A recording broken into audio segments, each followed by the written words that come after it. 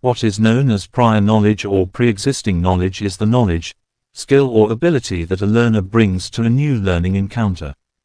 This includes all knowledge that is available before the learning event, and which has been gathered or developed by any means, and in any situation, including both formal and, quite often, informal learning situations. Learners need enough previous knowledge and understanding to enable them to learn new things. They also need help making links with new and previous explicit knowledge. It is considered to be valuable to go through a process of what has been called activating prior knowledge. Teachers often go through this process at the beginning of a new topic. They also use introductory strategies at the beginning of lessons which are continuations from previous lessons. In terms of the practicalities of teaching, this is a process of making children think about the topic or remember what has been covered already. In terms of theory, it is to do with activating particular schemas.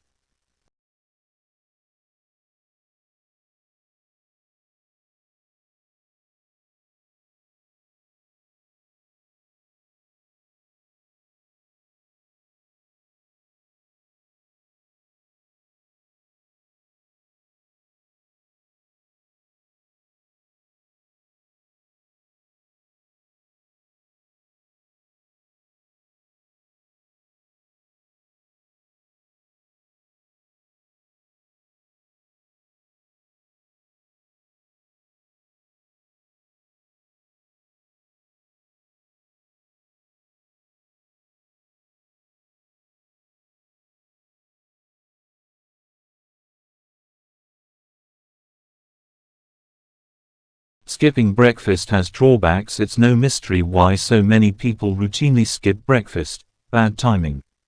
It comes at a time when folks can be more occupied with matters of grooming, attire and otherwise making themselves presentable for a new day.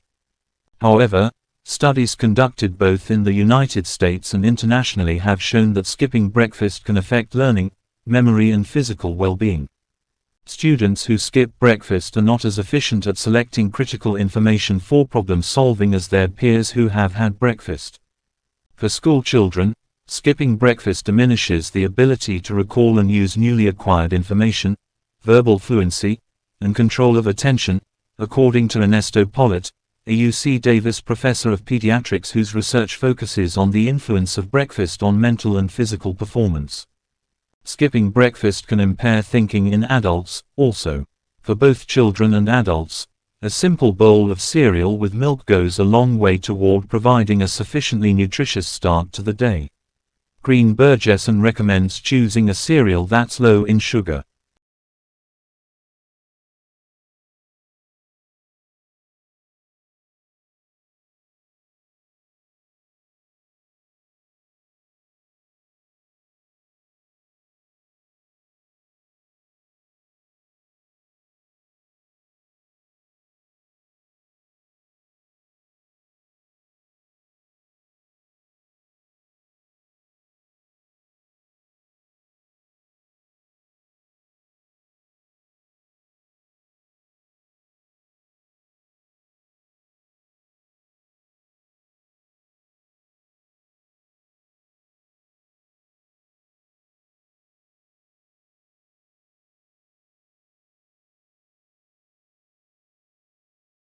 The area that is now South Africa has been inhabited by humans for millennia. The San, the original inhabitants of this land, were migratory people who lived in small groups of about 15 to 20 people. They survived by fishing and hunting and by gathering roots and other wild foods. They did not build permanent dwellings but used rock shelters as temporary dwellings. Around 2,000 years ago, Khoikhoi pastoralists migrated to the coast. In the eastern part of present-day South Africa, iron-working societies date from about 300 AD. The Botswana and Nguni peoples arrived in this region around 200 AD. They lived by agriculture and stock farming, mined gold, copper and tin and hunted for ivory and built stone-walled towns. Over the centuries, these societies had diverse contacts with the Khoisan. Strife between the San and the Khoikhoi developed over competition for game. Eventually the Khoikhoi became dominant. These peoples lived in the western part of present-day South Africa and are known collectively as the Khoisan.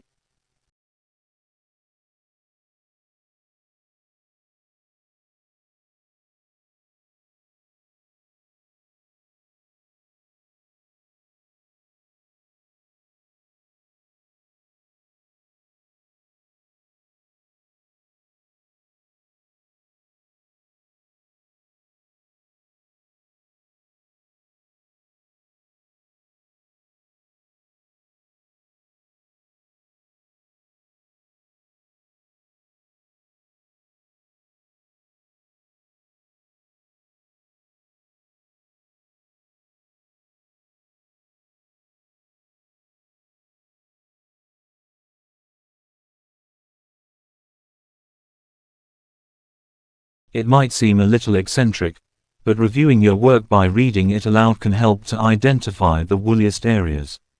This works best if you perform your reading in a theatrical way, pausing at the commas and ends of sentences. If you run out of breath during a sentence, it is probably too long. You ought to be able to convert your writing into a speech in this way. If it sounds too stilted and convoluted, perhaps you could rework these parts until they sound fluid. It is unlikely that your reader will be fooled by the idea that long words make you sound clever. Cluttering a sentence with too many complicated words can prevent its meaning from being understood at all. A short word is always preferable to a long one. Why should anyone choose the word erroneous over the word wrong in an essay? Usually, writers who employ more obscure words are trying to sound impressive but can appear pretentious. Direct words enable you to control what you are saying, and are not necessarily babyish, but the most appropriate ones for the job. When you read your writing aloud, you will notice that the key stress comes at the end of your sentence. It is, therefore, most effective to end with a short and emphatic word to secure your point. Try to resist the impulse to waffle at the end of your sentence by trailing off into qualifying clauses.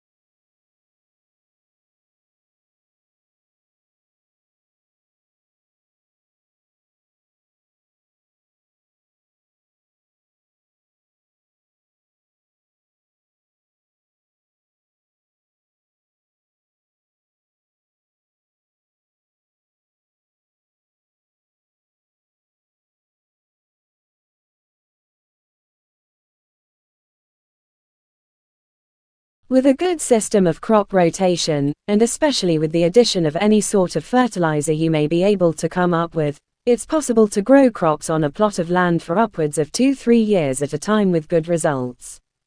Ultimately, though, you must let the land rest if you hope to continue farming there in the long run. Allowing a plot of land to rest for a period of time is known as letting the field go fallow, and there are several reasons for this. Allowing a field or plot to lie fallow means that you don't grow anything new on it, don't harvest anything and don't graze any animals on the land for at least a year. Sometimes a field will lay fallow for 2, 3 or even 4 years, but the traditional standard on many farms was to let a field lie fallow once every 2-3 years. This fallow period allows the land to replenish many of its nutrients. The root networks of various grasses or ground covers, like clover, have a chance to expand and grow, which further strengthens the soil and protects it from erosion. During the fallow period, there are many beneficial flora and microfauna, including cyanobacteria, which live in the soil.